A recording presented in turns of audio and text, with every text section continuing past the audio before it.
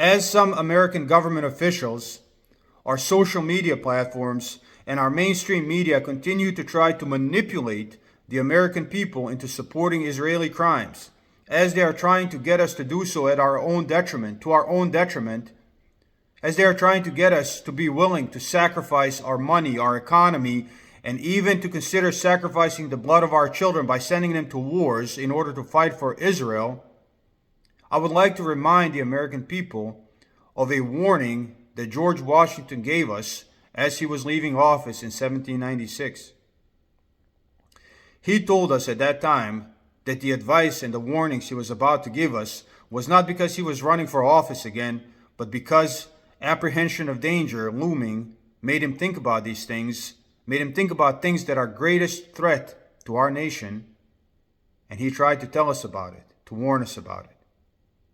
He said, "Observe good faith and justice toward all nations.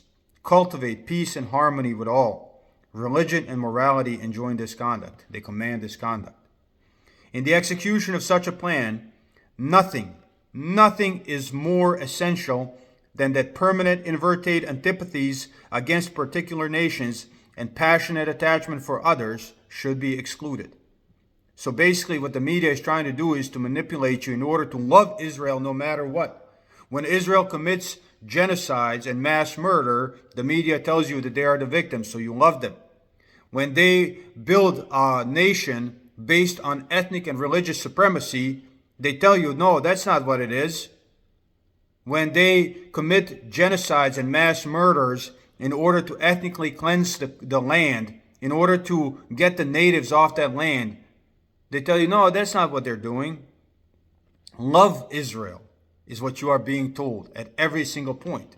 And every Israeli enemy, every country that dares to resist their crimes, Iraq, Iran, Syria, Libya, all of those countries are constantly vilified, and you are told that you should hate these people no matter what in order to generate fear in you. And George Washington told you, never view the world that way. And he even tells you why. So likewise, a passionate attachment of one nation for another produces a variety of evils.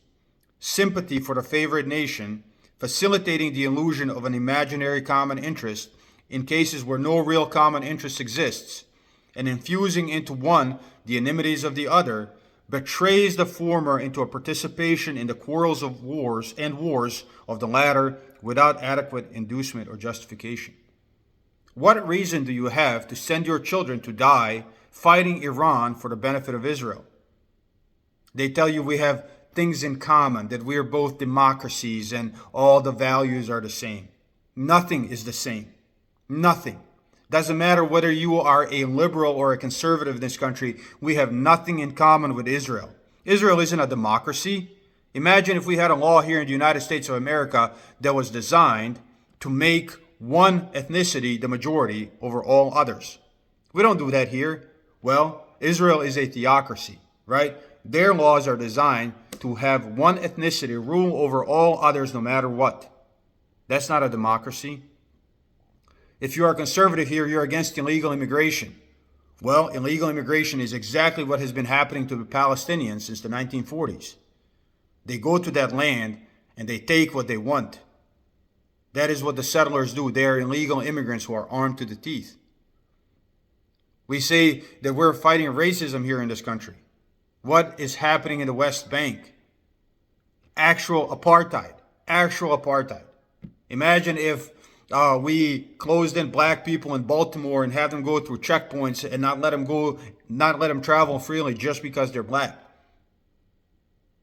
We have nothing in common with these people, and yet still we are told that we have everything in common with them, that they are our best ally, that we should love them no matter what, and sacrifice our money and our wealth and our standing in the world and even the lives of our children as they are now advocating for a war with Iran. George Washington also said,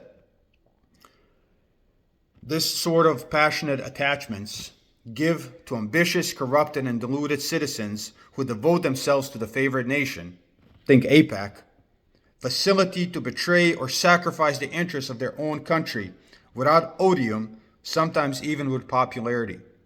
And that is what censorship and social media manipulation does. It makes it look like all Americans support Israel no matter what.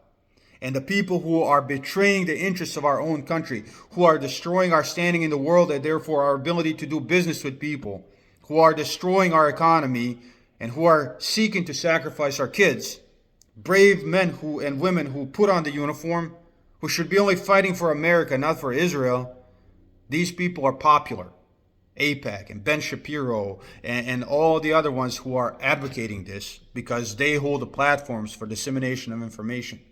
George Washington told us that sometimes these people are going to be the ones that are popular. They are the ones who are cloaking themselves in the American patriotism and American flag while advocating for a foreign nation. And George Washington said, as avenues to foreign influence in innumerable ways, such attachments are particularly alarming to the truly enlightened and independent patriot. If you are an American and you're watching this and you are not alarmed, then do you even care about America?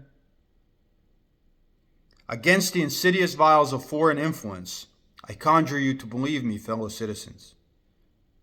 The jealousy of a free people ought to be constantly awake, since history and experience prove that foreign influence is one of the most baneful foes of Republican government.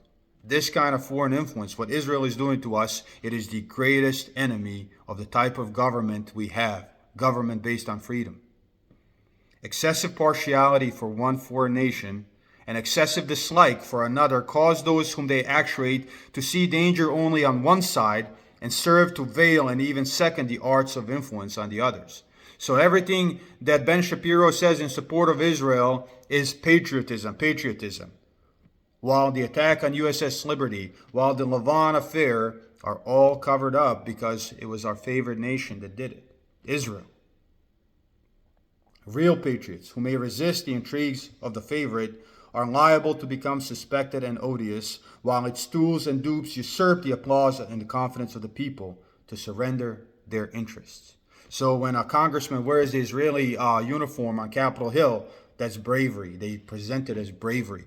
And when people protest murder of 20,000 children and starvation of 2 million people and our involvement in it, they are deemed terrorists and terrorist supporters. Everything that is happening vis-a-vis Israel right now has been foretold by George Washington, and every warning he tried to give us has been ignored. And this is what I want you to know. This is what you should know. You should read the whole address. Peace.